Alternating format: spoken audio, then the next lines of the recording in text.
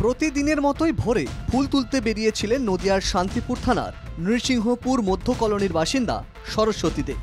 অভিযোগ, ফুল তোলার কারণে সরস্বতীকে চোর অপবাদ দিয়ে বেঁধে রাখা হয়, তাকে কান ধরে ওঠবোস করানো হয় বলেও অভিযোগ। সেই অপমান সহ্য করতে না পেরে সরস্বতী গলায় দড়ি দিয়ে আত্মঘাতী হয়েছেন বলে অভিযোগ। ফুল তোলা নিয়ে। আচ্ছা, কোথায়? নৃসিংহপুরেই, মানে মধ্য কলোনি বাড়ির পাশেই, দুটো তিনটে বাড়ির পরেই মানে ফুল নিয়ে এসছে পরশুদিনকে। সেই ফুলটা কালকে ওরা এসে অশান্তি করেছে। বাড়িতে এসে মানে ঝামেলা করে গেছে আর অপমানজনক কথা বলেছে, কান ধরে উঠবোস করি। যে বাড়িতে সরস্বতীকে অপমান করা হয় বলে অভিযোগ, সেই বাড়ির এক ছেলে শান্তিপুর থানার সিভিক ভলান্টিয়ার। আত্মঘাতী মহিলার মেয়েদের অভিযোগ, পুলিশে কাজ করার কারণেই ওই পরিবারটি তার মাকে চরম অপমান করেছিল, তাদের রীতিমতো হুমকিও দিয়েছিল। তারপরে ওরা দেখেছে, তারপর দিয়ে ওরা টর্চার করেছে, কান ধরে উঠবোস করিয়েছে, ওনাকে বাড়িতে এসে ঝামেলা করেছে, রাত্রেবেলা এসেও ওনাকে টর্চার করেছে। এবার কারা করেছে?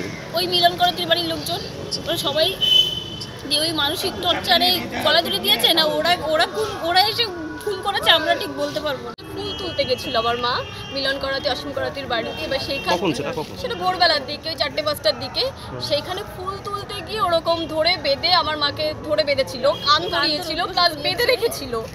বেঁধে রেখে প্রচুর টর্চার। মিলন করাতি হচ্ছে সিভিক পুলিশের কাজ করে, তাই বারবার বলছে তোরা কি জানিস আমরা কি করতে পারি তোদের নামে, যে হয় আমার মাকে ওরাই কিছু করেছে।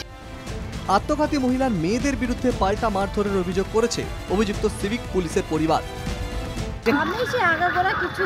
আচ্ছা, এই ঘটনার পিছনে সামাজিক অবক্ষয়কে দায়ী করছে বিজেপি।